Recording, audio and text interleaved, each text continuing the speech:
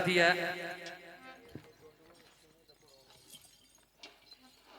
आवाज आई गई।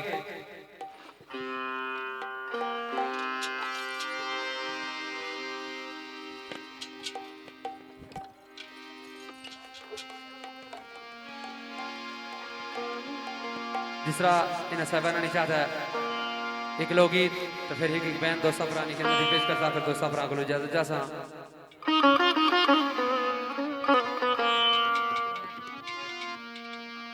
इस इश्क दी मर्ज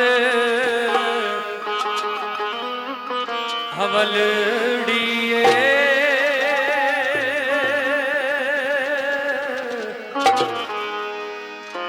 ए सादक अडानू खा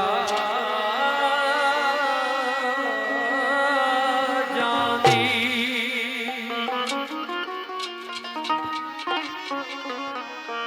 जदू अख दे अथरों मुक जांदे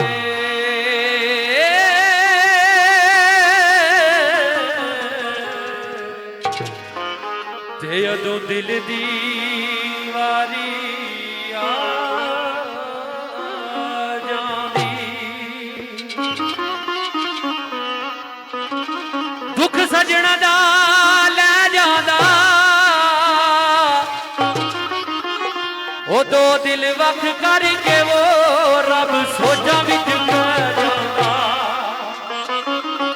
वो दो दिल वख करके वो रब सोचा विच पै जांदा। बिलखसूस बज़म ने दूल्हा मेरे भाई अमाद अहमद इस पर चार आवाज हुई के मैं एक बेवफा नल वफा करके रोया मैं